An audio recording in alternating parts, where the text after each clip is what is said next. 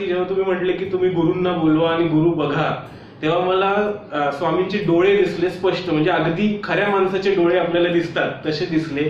म्हणजे इतका तो चित्त थरारक अनुभव होता की म्हणजे माझे हातपाय असे.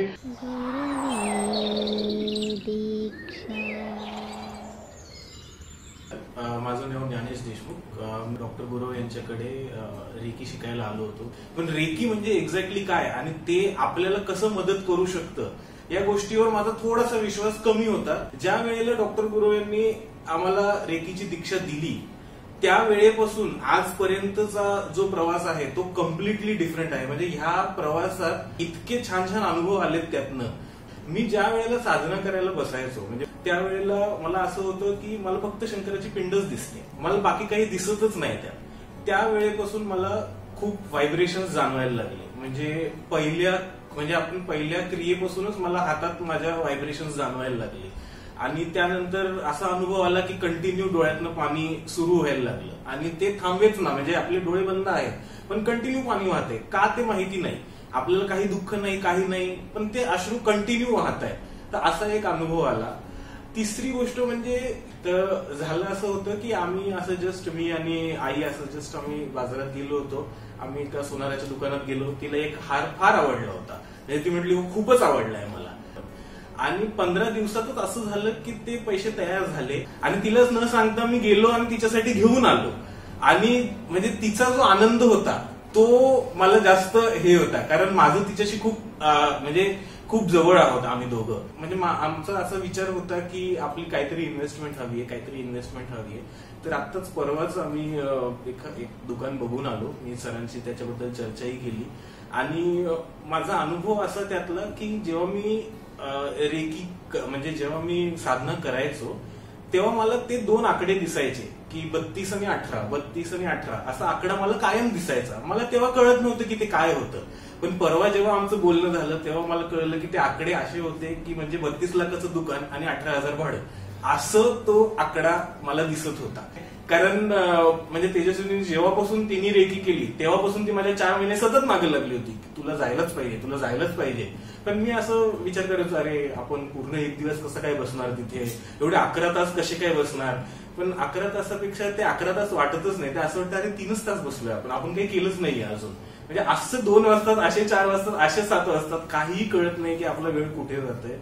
तर सांगायचं एवढंच की रेकीने खूप दिलं आणि खूप देईलही. जेवढं आपण त्याला साधना जेवढी आपली स्ट्रॉंग असेल आणि सर जसं म्हणतात जेवढी तुमची साधना प्युअर असेल तेवढं रेकी तुम्हाला देणार. त्याच्यामुळे मी सरांचे आभार मानतो की सरांनी आम्हाला इतकी छान दीक्षा दिली. ते गुरुवे दीक्षामध्ये 3rd डिग्रीची दीक्षा घेण्यासाठी आलो आहे. आणि माझा 2nd डिग्रीच्या नंतरचा अनुभव असा की ज्यावेळी मी साधना करायला लागलो, 2nd डिग्रीची दीक्षा घेऊन गेलो आणि त्याच्यानंतर जेव्हा मी साधना करायला सुरुवात केली तर 3ऱ्याच दिवशी मला असं झालं की मला असं उजव्या बाजूनी डोक्याच्या मागून असं प्रकाश येताना असं दिसलं. आणि त्यानंतर परत 5व्या दिवसापासून जसं मला मागच्या वेळेस होत होतं तसंच परत डोळ्यातून पाणी येणं सुरू झालं, मग जांभळे येणं सुरू झालं, पण पाणी कंटिन्यू येत राहिलं. असं 10 दिवस परत होत राहिलं. दुसरा एक अनुभव असा की आता जेव्हा 3rd डिग्रीची म्हणजे आपल्याला कळलं तर मी आधी मॅडमना मेसेज केला की हो मॅडम मी येतो. आणि नंतर लगेच दुसऱ्याच दिवशी मी सकाळी मेसेज केला की नाही मॅडम यावेळी नाही जमणार. आता हा त्यातला एकच भाग होता. त्यातला दुसरा भाग असा होता की फायनान्शियल ऍस्पेक्ट. म्हणजे असं झालं की माझं जे काम होतं ते झालं होतं आणि त्याच्यामुळे माझे सगळे पैसे तिथे अडकलेले होते. आणि मग असं होतं की आता पैसे यायला मार्ग कुठे आहे. त्याच्यानंतर तेही सॉल्व्ह झालं की ज्याच्यामुळे मी इथे आलो. अजून एक माझा साधना करतानाचा अनुभव असा आहे की गेले 10 दिवस जेव्हा मी साधना करत होतो तेव्हा जेव्हा साधना संपत होती तेव्हा मला असं वाटतं, म्हणजे माझे पाय जमिनीला चिटकलेले होते पण मला असं वाटत होतं की मी तरंगतोय. म्हणजे मला असं खूप वेळा जाणवलं की मला जमिनीचा स्पर्श होत नाही. आणि मागच्या वेळेला जेव्हा 2nd डिग्रीची दीक्षा घेताना आम्ही साधना केली इथे तेव्हा मी सरांनाही सांगितलं होतं की मला 2 चक्र एकदम स्पष्ट दिसली. म्हणजे मूलाधार चक्र आणि मणिपूर चक्र हे मला अगदी स्पष्ट, त्याचा आकार त्याचा रंग सगळं स्पष्ट दिसलं होतं साधना करताना. तसंच आज जेव्हा मी दीक्षा घेतली तर आज मला 3 अनुभव आले दीक्षा घेताना. पहिला अनुभव असा की जेव्हा तुम्ही तो कलश माझ्या माथ्याला लावला तेव्हा मला असं जाणवलं, म्हणजे मला असं स्पष्ट दिसलं की असं 3रं डोळं उघडतंय.